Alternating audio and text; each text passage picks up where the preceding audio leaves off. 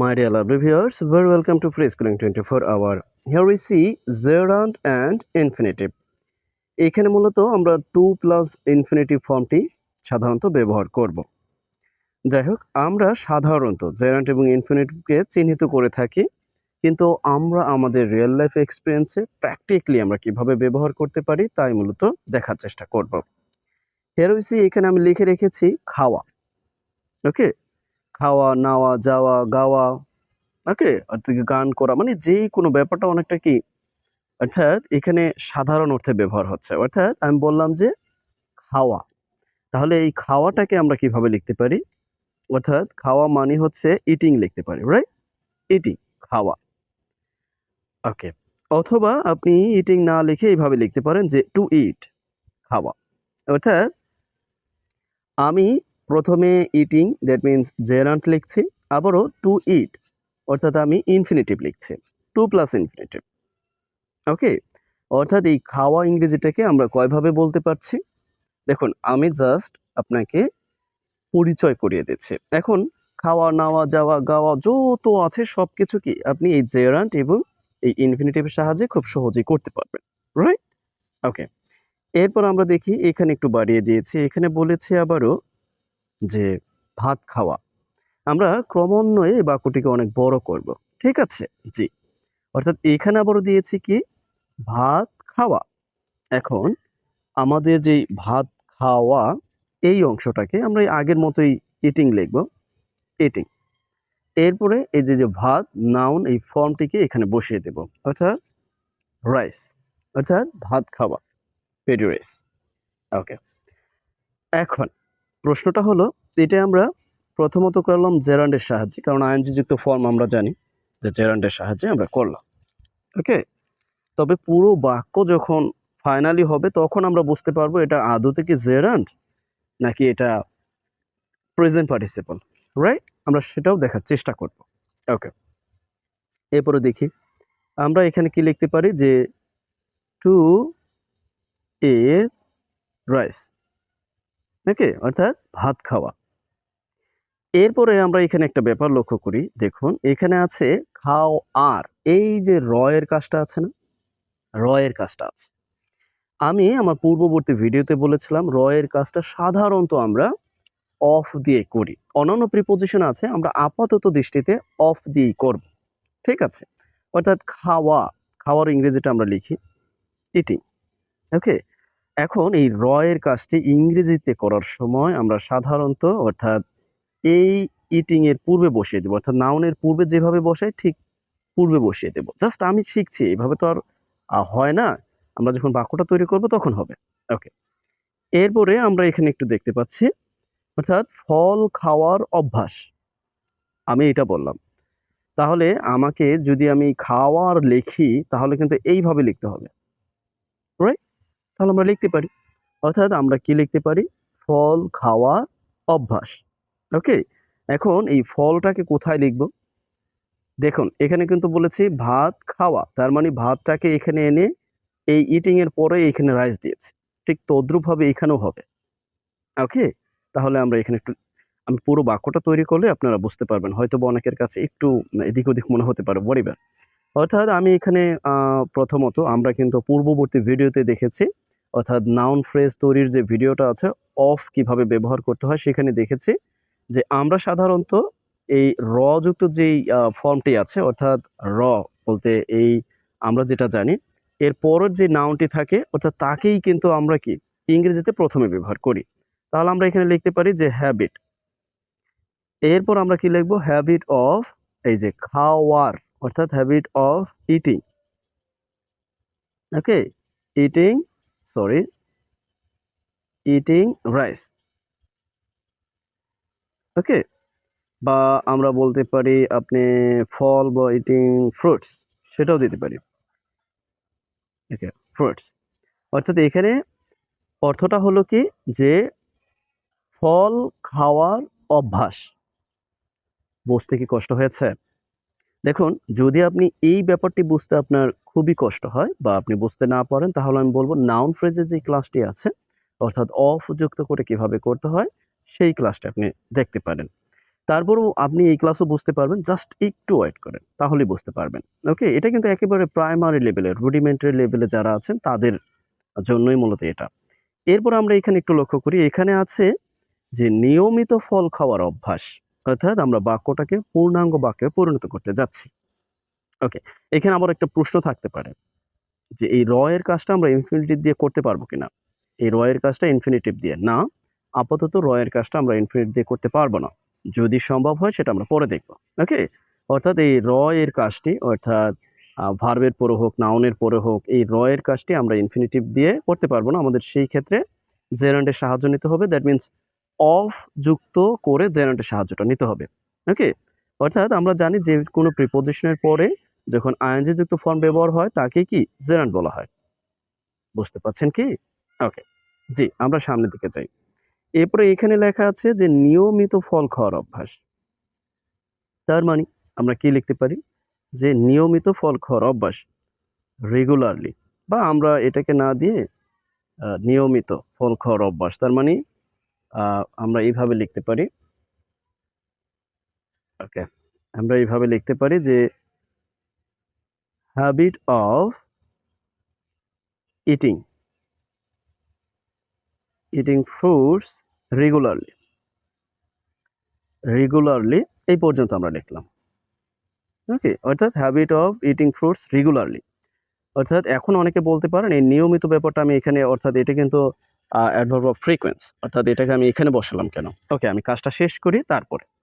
কারণ নিয়ম অনুযায়ী আমরা বাক্যে যখন লিখব তখন এই অংশটা হবে সাবজেক্ট। আর সাবজেক্টের পরেই সাধারণত অ্যাডভার্ব অফ ফ্রিকোয়েন্স বা অ্যাডভার্ব অফ যে ম্যানার্সটা আছে আমরা সাধারণত ব্যবহার করে থাকি। ওকে, যাই হোক আমরা একটু লিখি। অর্থাৎ এখানে পূর্ণাঙ্গ বাক্যটা আমি লিখি, তাহলে আমরা বুঝতে পারব। এখানে আছে, এখানে একটু লক্ষ্য করুন যে নিয়মিত ফল খাওয়ার অভ্যাস আপনাকে স্বাস্থ্যবান করবে। অর্থাৎ আপনাকে কি করবে? আপনাকে হেলদি করবে। রাইট? এখন আমার প্রশ্নটা হলো, এই পর্যন্ত যদি আমরা লিখতে পারি, এরপরে আমরা জাস্ট এইটুক লিখে দেব। এই তো এইটুক তো লেখা হয়েই গেছে। অর্থাৎ এই লেখাটা কিন্তু আমরা ইতিমধ্যে লিখেই ফেলেছি। জাস্ট এখানে এনে বসিয়ে দেই। ওকে। এখন আপনি কি লিখবেন? যে আপনাকে স্বাস্থ্যবান করবে। করবে দ্যাট মিনস আপনি ফিউচারে লিখতে পারেন। তার মানে আপনি লিখতে পারেন যে উইল মেক ইউ, করা ইংরেজি, মেক ইউ হেলদি। ওকে? আমরা মেক এর অনেকগুলো ব্যবহার আছে।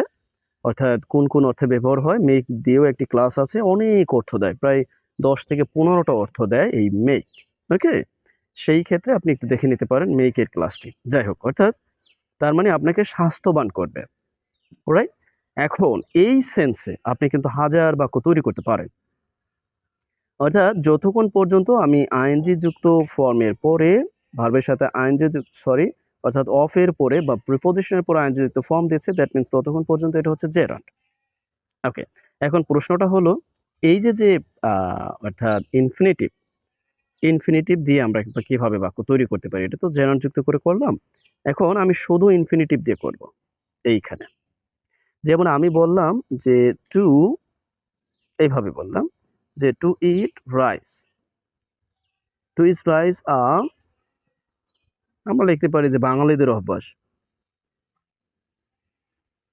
হ্যাবিট অফ বাঙালি, বা বাঙালি না দিয়ে আমরা বাংলাদেশী দিই। ঠিক আছে? অর্থাৎ এখানে অর্থটা হচ্ছে ভাত খাওয়া। ভাত খাওয়া এই কি বাঙালিদের অভ্যাস, মানে বাংলাদেশীদের অভ্যাস। ওকে? এখন এই একই বাক্য আবার আমি এইভাবে লিখতে পারবো। দেখুন একই বাক্য, এটা লিখলাম ইনফিনিটিভে, আবার আমি জেরান্ডে লিখতে পারবো। অর্থাৎ আমি আবার এখানে লিখে দিতে পারি জেরান্ড মানে আইএনজি যুক্ত ফর্ম করে। অর্থাৎ ইটিং রাইস ইজ দ্য, একই কথা। Eating rice is the habit of Bangladesh. অর্থাৎ বাংলাদেশীদের অভ্যাস হচ্ছে ভাত খাওয়া। ওকে?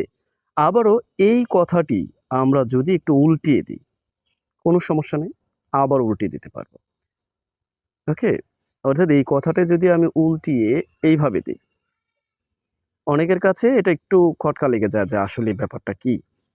ওকে? অর্থাৎ আমি বললাম দ্য হ্যাবিট অফ, এইভাবে বললাম যে হ্যাবিট অফ বাংলাদেশী। এইভাবে বললাম যে ইজ ইটিং রাইস।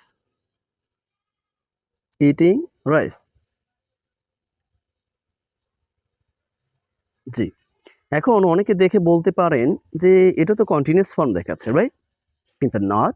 এটা মূলত একটি কি জ আপনি এটা কি জেরান্ড। এখন জেরান্ড কেন? কিভাবে বুঝবেন?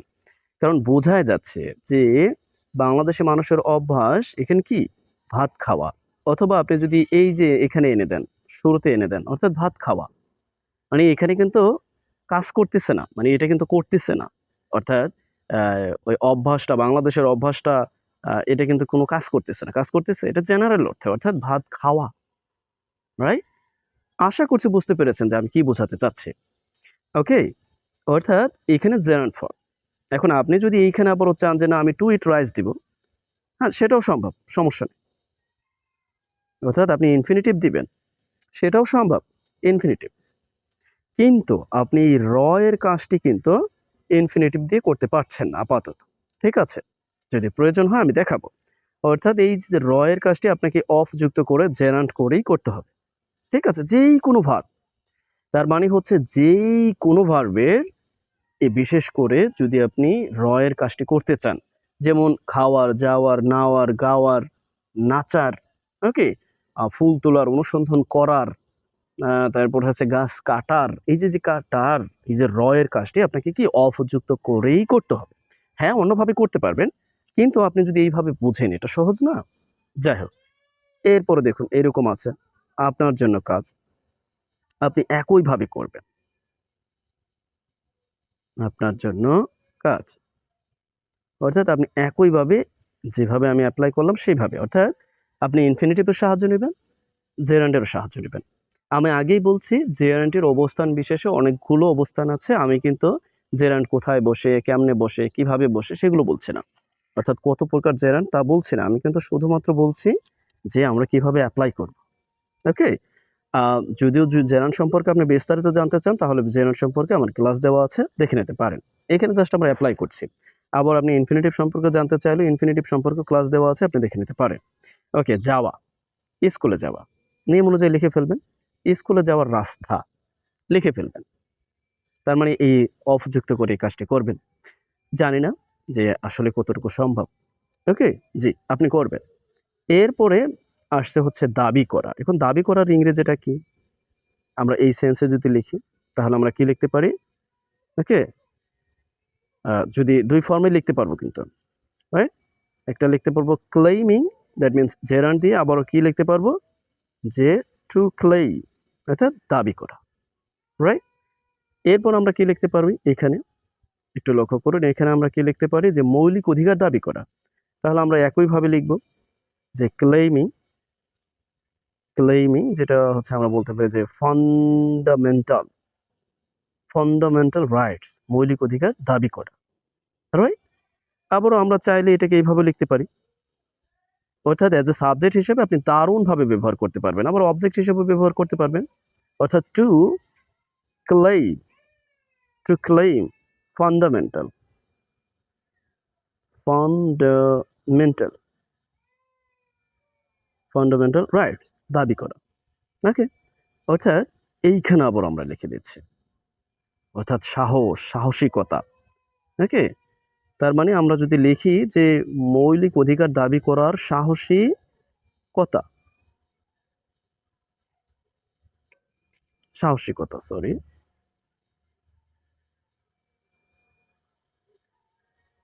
সাহসিকতা। তাহলে আমরা এখানে খুব সহজে কি লিখে দিতে পারি? ঠিক আগের মতোই এই অংশটা আমরা নিয়ে আসবো।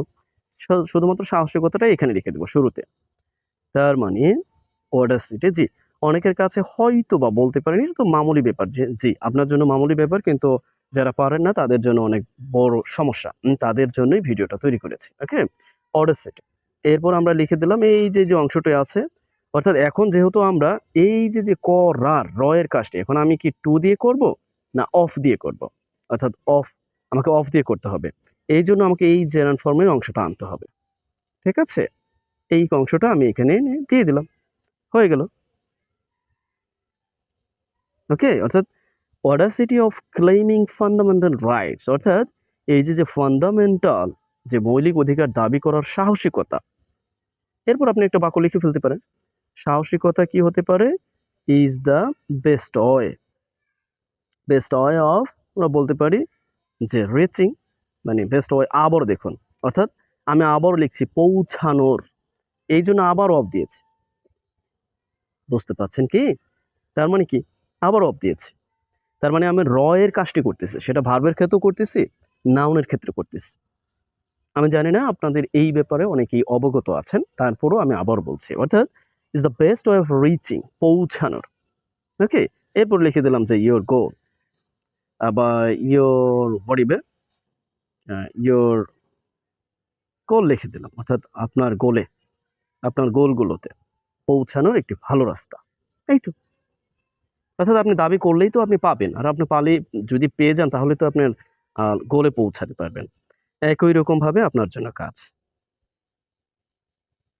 অনেক ব্যবহার আছে জেরান্টের, বিশেষ করে জেরান্টের, তারপরে হচ্ছে এই ইনফিনিটিভের।